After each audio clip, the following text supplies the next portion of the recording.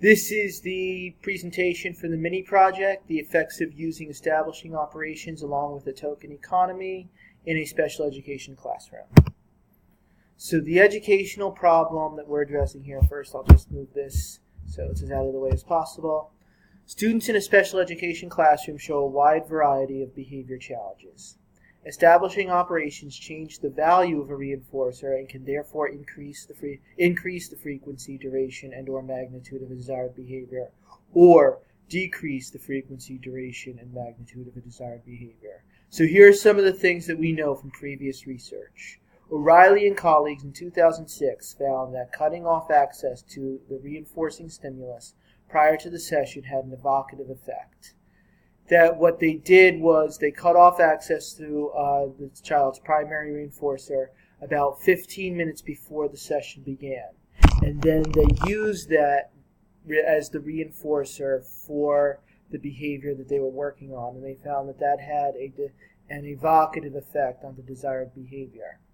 Zayak and Johnson in 2008 found that participants with learning disabilities responded more frequently and accurately to academic tasks that were given after long periods of deprivation from the reinforcer that they used during the session.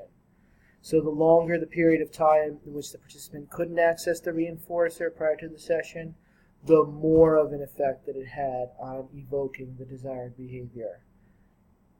King in 2016 found that using a multiple stimulus without replacement preference assessment identified reinforcers which were effective in evoking desired behavior from students at risk for emotional disabilities. So here's what we know and what is the need for further study. What we know is that while we know that deprivation will have an evocative effect or increase the value of a reinforcer, and satiation will have an abative effect or decrease the value of a reinforcer, nobody has studied the effects that deprivation or satiation have on the tokens that are earned in the token economy. So basically what we know is that if we deprive a student of the item that is most reinforcing to the desired behavior for a period of time before the session begins, then that reinforcer will become more powerful to the student and will be more likely to evoke the desired behavior. If the student is satiated on the reinforcer in the time prior to the session, then that reinforcer is going to be less powerful in evoking the desired behavior. So that's the abative effect that's being talked about. So some of the need for further study.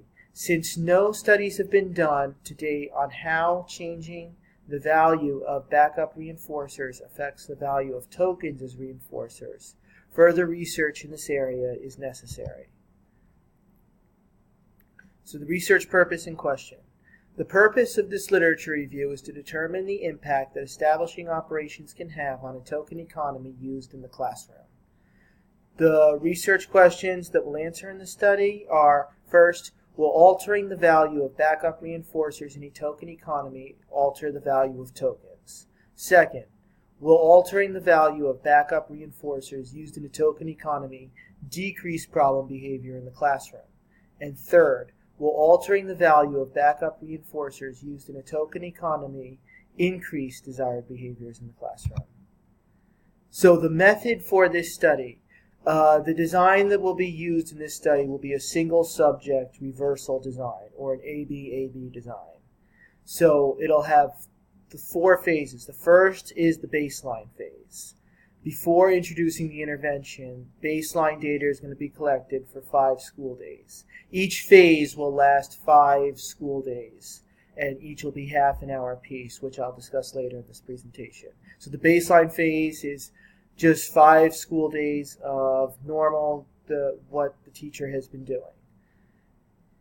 Next phase will be the intervention phase. The intervention will be introduced, and that intervention will be the multiple stimulus assessment, multiple stimulus without replacement assessment, which will be conducted prior to the start of each session to determine the most effective reinforcer of the desired behavior for each individual child, and that child will be able to exchange his tokens for that reinforcer. Then, next phase will be withdrawal of the intervention.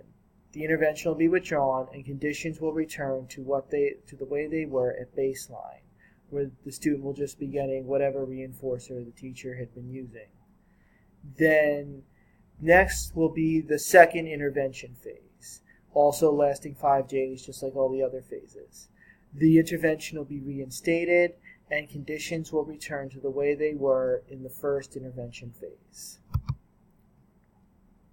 So there will be 6 participants in this study. All of those participants will be students in a public elementary school for students in a classroom for students with autism. The participants will be in grades K to 3 and will be 5 to 9 years old. There will be 4 male participants and 2 female participants in the study. Participants were selected through convenient sampling.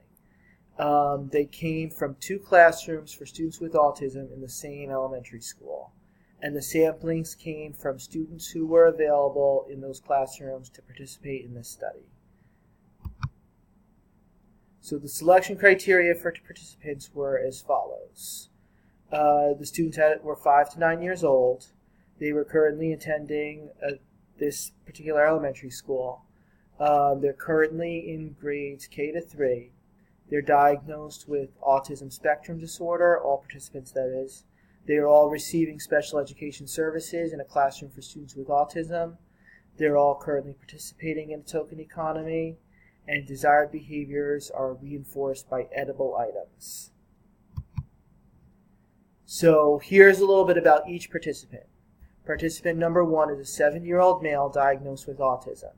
He's a 2nd grade student. He receives special education services in a classroom for students with autism. He engages in aggressive behaviors. And he is currently participating in a token economy, and desired behaviors are reinforced by edible items. The second participant is an 8-year-old male diagnosed with autism. He's a 3rd grade student. He receives special education services in a classroom for students with autism. He engages in aggressive behaviors and self-injurious behaviors. He is currently participating in a token economy, and desired behaviors are being reinforced by edible items. The 3rd participant is a 5-year-old male diagnosed with autism. He's a kindergarten student. He receives special education services in a classroom for students with autism. He engages in aggressive behaviors, and he's currently participating in a token economy, and desired behaviors are reinforced by edible items. Participant number 4 is a 7-year-old male diagnosed with autism. He's a 2nd grade student. He receives special education services in a classroom for students with autism.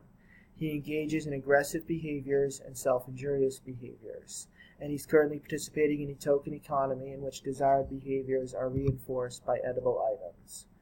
Participant number 5 is a 6-year-old female diagnosed with autism. She's a 1st grade student, and she receives special education services in a classroom for students with autism. She engages in aggressive behaviors and elopement. She is currently participating in a token economy, and desired behaviors are reinforced by edible items. Participant number 6 is a 7-year-old female diagnosed with autism. She's a 2nd grade student, receives special education services in a classroom for students with autism. She engages in aggressive behaviors and self-injurious behaviors, and she's currently participating in a token economy, and desired behaviors are reinforced by edible items. This is the setting for the study. The study will take place in 2 separate classrooms for students with autism. Dimensions of each classroom are 12 by 9.7 meters. Each student will be on a 5-point token system and will have 2 identified desired behaviors. Engaging in those desired behaviors will be the contingency for receiving tokens. Once all 5 tokens are received, the student will be able to access reinforcement. Data for all parts of the study will be collected in the classroom for students with autism. And that's where data collection will take place. That's where the intervention will take place. So the intervention and the independent variable. This intervention will occur on a daily basis for 30 minutes a day. This intervention will occur at the same time every day. That's 11 o'clock to 11:30. Each phase of the intervention is going to last 1 week or 5 school days. Students will access a 5-point token system and will receive tokens for engaging in the desired behavior. Edible items will be used as backup reinforcers, and a multiple stimulus without replacement, that's a stimulus preference assessment, will determine which backup reinforcers is most highly preferred by the child. Baseline data will be collected for 5 school days. After that, the intervention will take place for 5 school days. Then the intervention will be removed for 5 school days. Following that, the intervention will be reinstated and data collected for 5 school days. That's the ABAB design. So measures and dependent variable. The dependent variables are the interfering behavior. The student does not engage. So basically, what we're looking for in that is that the student does not engage in aggression, self-injurious behavior, or elopement, or that his engagement in that behavior decreases significantly. So here are the operational definitions. Aggression is defined as the student using any part of his or her body to make contact with any part of the body of another person, that's student or staff member. The operational definition for self-injurious behavior is defined as the student striking any part of his or her body against another surface with more force than is required for a tap. And elopement is defined as the student leaving his or her assigned area and putting at least 6 feet of distance between himself or herself and the assigned area. So the desired behavior is the other independent variable. Excuse me. And that is the student maintains calm hands and a calm body during classroom instruction. So calm hands is defined as the student keeping his or her hands on the table or using them only to manipulate instructional materials for instructional purposes for which they are intended. And calm body is defined as the student keeping his or her body in the assigned area without making contact with any part of another person's body, as well as using his or her body only to manipulate instructional materials for the instructional purpose for which they were intended. So measures, how are the dependent variables going to be measured? Interfering behaviors will be measured through collecting frequency data across all phases of the study.